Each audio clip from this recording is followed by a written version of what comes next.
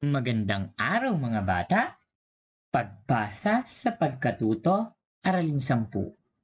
Ngayong araw ay pag-aaralan natin ang mga salitang nagsisimula sa letrang B. Layunin, nababasa ang mga salita, parirala at pangungusap gamit ang tunog ng letrang B na may kambal patinig. Letrang B. Narito ang mga larawan na may unang letrang B o tunog.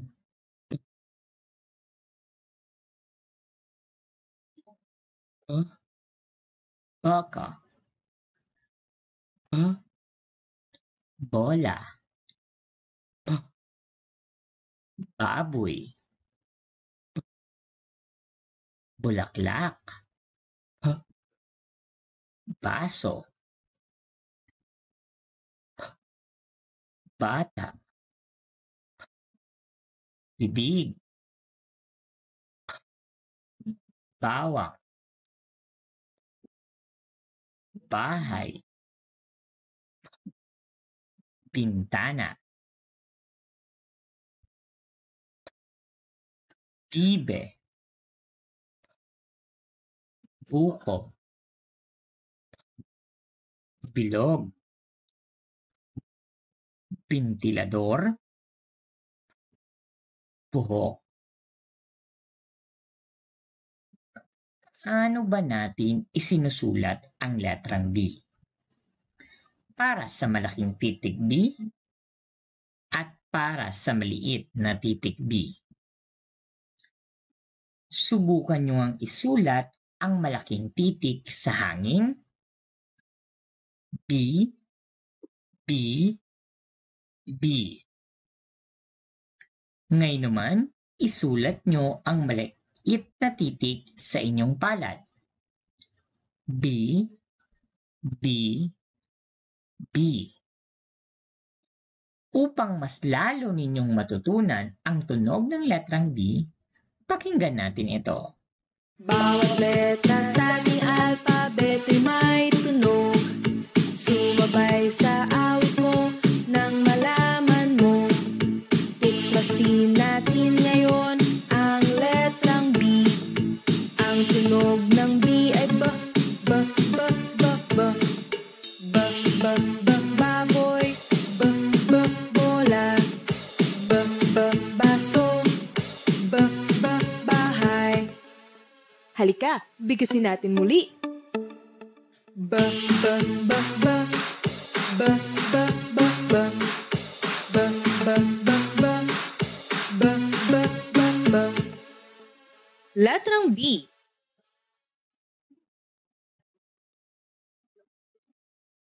Ano nga ulit ang tunog ng letrang B? B, B, B, B, B, B, B, B, B, B, B, B. Magaling naman. Pagsamahin natin ang katinig na B na may patinig na A, E, I, O, U. Pagsamahin natin ang letrang B at A. Ang B na may tunog na B at A na may tunog na A, kapag pinagsama ay mabubuo ang pantig na ba, ba. Ngayon naman, pagsamahin natin ang letrang B at E.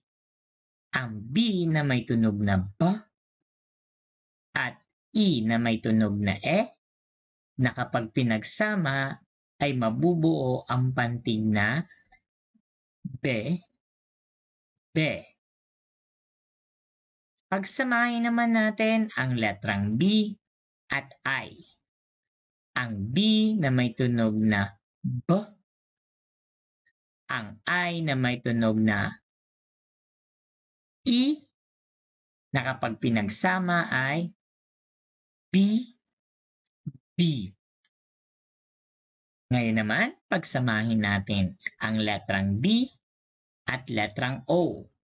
Ang B na may tunog na P at O na may tunog na U.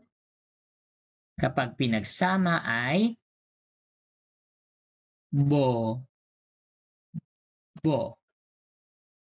Ngayon naman, pagsamahin natin ang letrang B at U. Ang B na may tunog na P at U na may tunog na U na kapag pinagsama ay bu, bu. Balikan natin ang mga pinagsama natin. Ba, be, bi, bo, bu. Ba, be, bi, bo, bu. Ba, ba, be, bi, bi, bo, bo, bu, bu. Pagaling mga bata! Basahin natin ang mga salitang may letrang B o mga may kasamang pantig na ba, be, bi, bo, bu. Ba, so, baso. Sa, ba, saba. Bi, be, bibe. Ba, babae. Ba, aba. Ba, iba. Ba, mababa.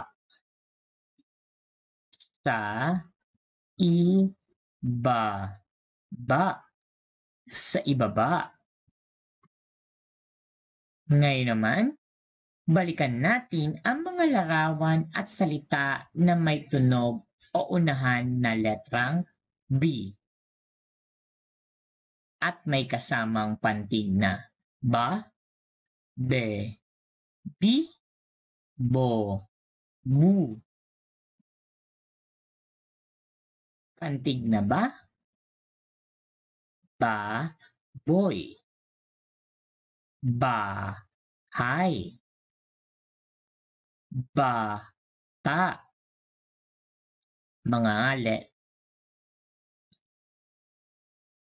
Mga pantig na nagsisimula sa pantig na B. Ventilador. Mga pantig na nagsisimula sa B. Bibig. Bintana. Bilog. Mga pantig na nagsisimula sa bo. Bola. Mga pantig na nagsisimula sa bu. Bulaklak. Buko. At buhok. Ngayon naman, basahin natin ang mga pangusap. Ang bibe. Ang bibe ay babae. Bibo ang bibe. Isasama mo ang bibe. Para malaman natin ang inyong mga natutunan ngayong araw, sagutan natin ang mga pagtataya na nagsisimula sa letrang B. Panuto, isulat ang unahang pantig upang mabuo ang mga salita. Bibigyan ko lamang kayo ng 2 minuto para sagutan ang gawain.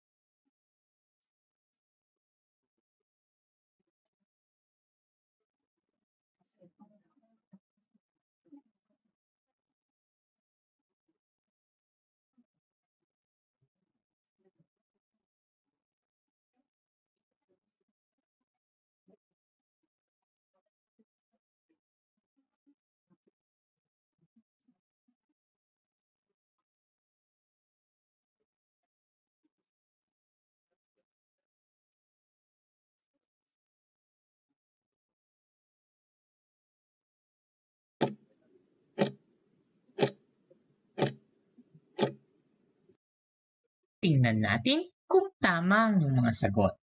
Ang unang bilang ay may pantig na bola. Ang ikalawang bilang ay nagsisimula sa pantig na baboy. Ang pangatlong bilang ay nagsisimula sa ventilador. Ang pang-apat na bilang ay nagsisimula sa pantig na buko. Ang panglima ay nagsisimula sa pantig na bibe. Mahusay mga bata. Para sa pangalawang gawain, pagtapatin ang hanay A at hanay B gamit ang linya. Bibigyan ko kayo ng 2 minuto para sagutan ang gawain.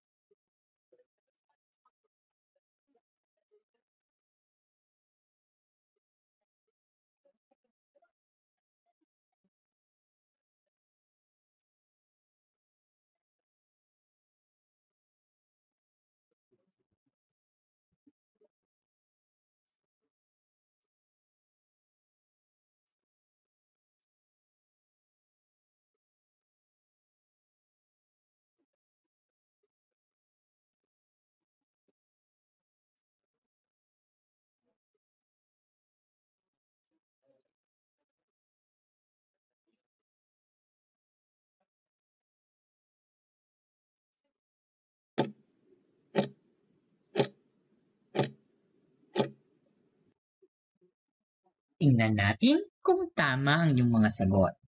Ang unang bilang ay katapat ang hanay or letrang C. Ang ikalawang bilang ay katapat ang letrang E.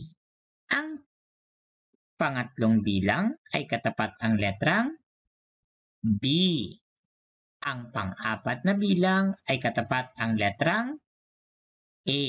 At ang panghuling bilang katapat ang letrang D. Magaling mga bata! Natuto ba kayo? Sana patuloy niyong palakasin ang pagsasanay niyo sa pagbabasa. Hanggang sa muli, maraming salamat!